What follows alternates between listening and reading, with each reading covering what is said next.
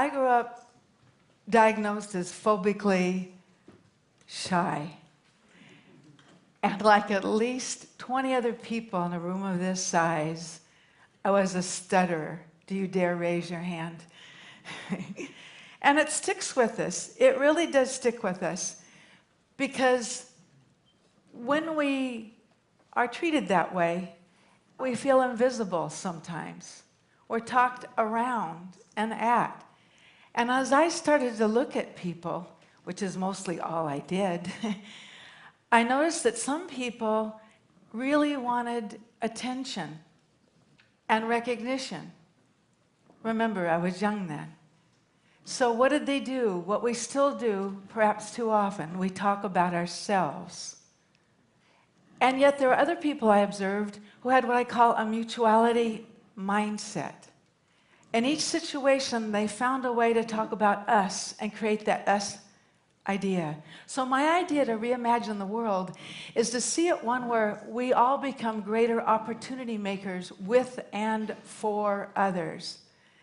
There's no greater opportunity or call for action for us now than to become opportunity makers who use best talents together more often for the greater good and accomplish things we couldn't have done on our own. And I want to talk to you about that. Because even more than giving is the capacity for us to do something smarter together for the greater good. That lifts us both up, and that can scale. That's why I'm sitting here. But I also want to point something else out. Each one of you is better than anybody else at something. That disproves that popular notion that if you're the smartest person in the room, you're in the wrong room. So let me tell you about a Hollywood party I went to a couple years back, and I met this up-and-coming actress, and we were soon talking about something that we both felt passionately about, public art. And she had the fervent belief that every new building in Los Angeles should have public art in it. She wanted a regulation for it. And she fervently started, who's here from Chicago? She fervently started talking about these bean-shaped reflective sculptures in the Millennium Park. And people would walk up to it, and they'd smile in the reflection of it, and they'd pose, and they'd vamp, and they'd take selfies together, and they'd laugh. And as she was talking, a thought came to my mind. I said, I know someone you ought to meet. He's getting out of San Quentin in a couple of weeks. And he shares your fervent desire that art should engage and enable people to connect. He spent 5 years in solitary. And I met him because I gave a speech at San Quentin, and he's articulate. And he's rather easy on the eyes. Because he's buff, he had a workout regime he did every day. I think she was following me at that point. I said he'd be an unexpected ally. And not just that, there's James, he's an architect, and he's a professor. And he loves placemaking, and placemaking is when you have those mini plazas and those urban walkways, and where they're dotted with art, where people draw and come up and talk sometimes. I think they'd make good allies. And indeed, they were. They met together, they prepared. They spoke in front of the Los Angeles City Council. And the council members not only passed the regulation, half of them came down and asked to pose with them afterwards. They were startling, compelling, and credible. You can't buy that.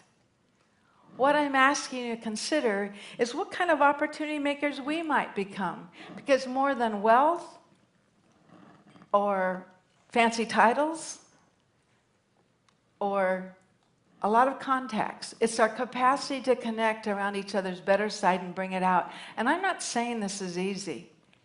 And I'm sure many of you have made the wrong moves too about who you wanted to connect with. But what I want to suggest is, this is an opportunity. I started thinking about it way back when I was a Wall Street Journal reporter and I was in Europe and I was supposed to cover trends and trends that transcended business or politics or lifestyle. So I had to have contacts in different worlds very different than mine, because otherwise you couldn't spot the trends. And third, I had to write the story in a way, stepping into the reader's shoes, they could see how these trends could affect their lives. That's what opportunity makers do. And here's the strange thing. Unlike an increasing number of Americans who are working and living and playing with people who think exactly like them, because we then become more rigid and extreme, opportunity makers are actively seeking situations with people unlike them, and they're building relationships. And because they do that, they have trusted relationships where they can bring the right team in and recruit them to solve a problem better and faster and seize more opportunities. They're not affronted by differences. They're fascinated by them. And that is a huge shift in mindset. And once you feel it, you want it to happen a lot more. This world is calling out for us to have a collective mindset. And I believe in doing that. It's especially important now. Why is it important now? Because things can be devised like drones and drugs and data collection, and they can be devised by more people and cheaper ways for beneficial purposes. And then, as we know from the news every day, they can be used for dangerous ones. It calls on us, each of us, to a higher calling. But here's the icing on the cake. It's not just the first opportunity that you do with somebody else that's probably your greatest as an institution or an individual. It's after you've had that experience and you trust each other. It's the unexpected things that you devise later on you never could have predicted.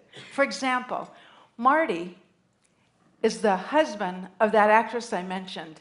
And he watched them when they were practicing, and he was soon talking to Wally, my friend, the ex-con, about that exercise regime. And he thought, I have a set of racquetball courts.